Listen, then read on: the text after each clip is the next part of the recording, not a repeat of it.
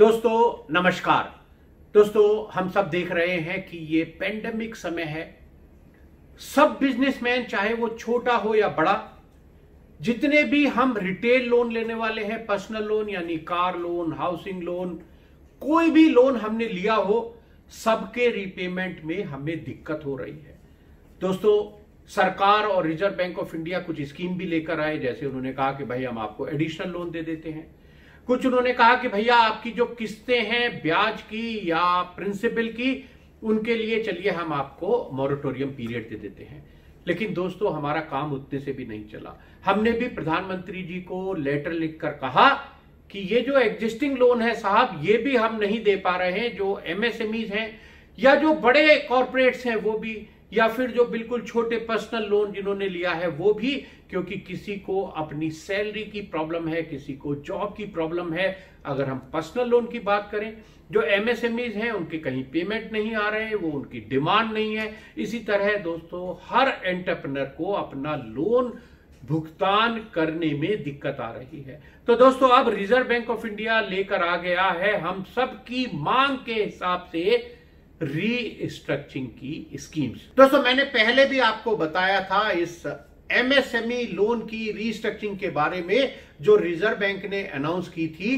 दोस्तों reserve bank ने पहले एक स्कीम अनाउंस की थी अपने एक सर्कुलर के द्वारा, जो उन्होंने घोषित की थी, जो उन्होंने अनाउंस की थी 1 जनवरी 2019 को, जिसका लिंक मैं नीचे दे रहा हूं डिस्क्रिप्शन में।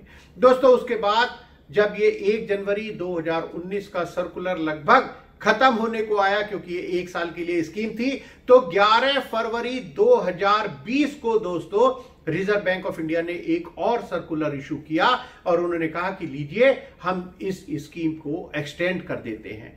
अब दोस्तों 6 अगस्त 2020 को रिजर्व बैंक ऑफ इंडिया एक और स्कीम लेकर आ गया है एमएसएमई के रीस्ट्रक्चरिंग के लिए। दोस्तों मैं आज आपको यहां इस वीडियो में बताऊंगा पूरी स्कीम, इस एमएसएमई के लोन को रीस्ट्रक्चर करने के लिए रिजर्व बैंक हमारे लिए क्या लेकर आया है।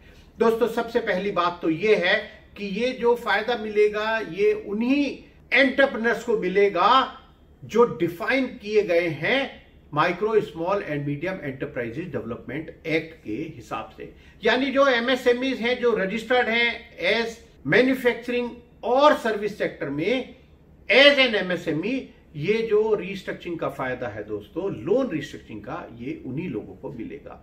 दोस्तों एक बात और, आपका जो टोटल एक्सपोजर है किसी भी बैंक या फाइनेंशियल इंस्टीट्यूशन से, वो 25 करोड़ तक अगर है तभी आप इस स्कीम का फायदा ले सकते हैं। दोस्तों मैं यहां आपको ये और क्लियर कर दूं कि ये जो 25 करोड़ तक की जो मैक्सिमम लिमिट मैं आपको बता रहा हूं, इसमें आपकी फंड बेस्ड और नॉन फंड बेस्ड यानी आपकी CC, term loan, working capital, OD, bank guarantee, letter of credit, ये सभी क्लब कर दिए जाएंगे इस 25 करोड़ का एक्सपोजर देखने के लिए।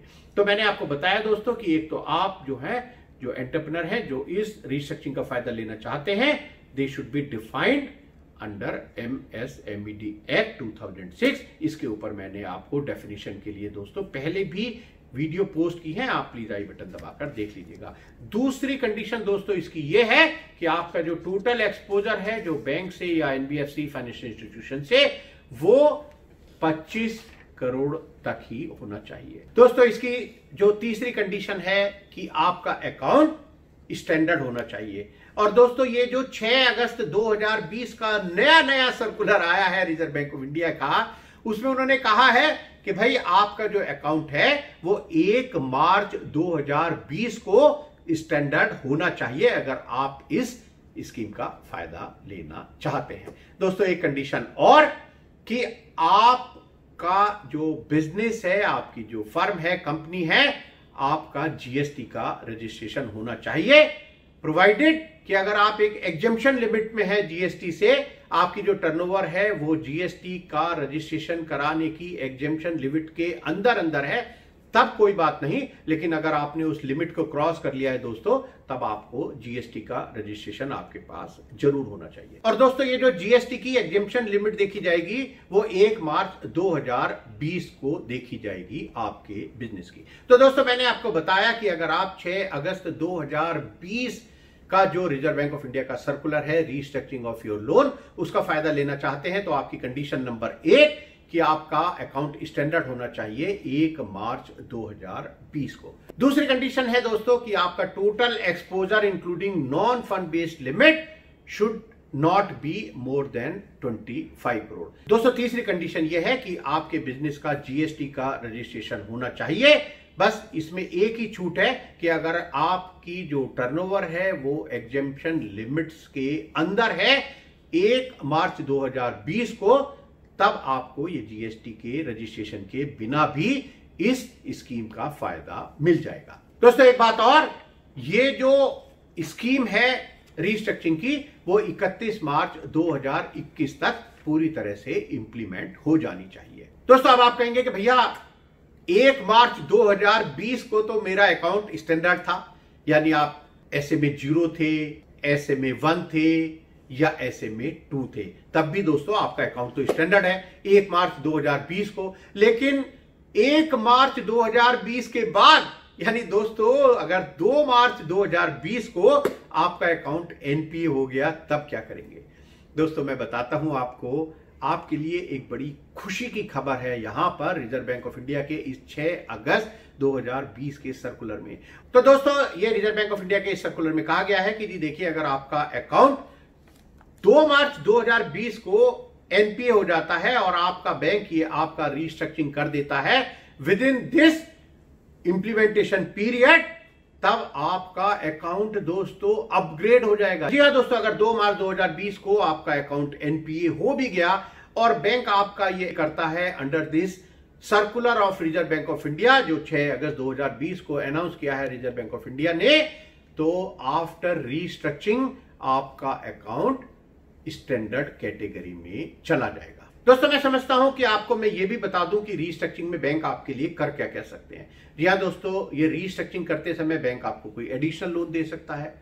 दोस्तों आपका अगर कुछ ओवर ड्यू है उसकी इंस्टॉलमेंट बना सकते हैं, आपका इंटरेस्ट कम कर सकते हैं, आपका मोरेटोरियम पीरियड बढ़ा सकते हैं, आपका अगर दोस्तों स्टॉक और डेटर्स कम है जितनी आपकी ड्रॉइंग पावर है तो उसको WCTL में यानी वर्किंग कैपिटल टर्म लोन में कन्वर्ट कर सकते हैं और उसके लिए कुछ समय दे सकते हैं आपको पे करने के लिए। दोस्तों आपका कुछ पीरियड का इंटरेस्ट वो कह सकते हैं कि भैया आप कुछ समय तक हमें इंटरेस्ट मत दो, अभी हम उसको एक टर्म लोन के रूप में एक अलग यानी FITL fixed interest term loan एक बना देते हैं, आप उसको भी कुछ समय में हमें बाद में दे दीजिएगा। दोस्तों ऐसी बहुत सारी फैसिलिटीज बैंक आपको दे सकता है इस रीस्ट्रक्चरिंग स्कीम के द्वारा। दोस्तों एक और सर्कुलर है जहां पर उन्होंने कहा कि भैया ये तो MSME का तो हमने बता दिया इस सर्कुलर के द्वारा, लेकिन अभी और बहुत सारे एक्सपोजर हैं, जैसे पर्सनल लोन का एक्सपोजर है या कुछ और एक्सपोजर है जो मैं आपको बताता हूं कौन कौन से। उनका रेजोल्यूशन अगर कोविड की वजह से आपको ये इश्यू आ रहा है तो उनका रेजोल्यूशन कैसे किया जाएगा। तो दोस्तों इसके अलावा जो बचे, यानी एक तो बचे पर्सनल लोन और उसके अलावा जो और कॉर्पोरेट्स हैं उनके रेजोल्यूशन के लिए भी रिजर्व बैंक ऑफ इंडिया ने एक सर्कुलर इशू किया है। दोस्तों उसके ऊपर मैं पूरी वीडियो आपको यहां बनाकर पोस्ट करूंगा बहुत जल्दी, आप देखते रहिए। ये MSME हेल्पलाइन यूट्यूब चैनल, इसको लाइक कीजिए, सब्सक्राइब भी कर दीजिए। दोस्तों आज के लिए बस इतना, धन्यवाद, नमस्कार।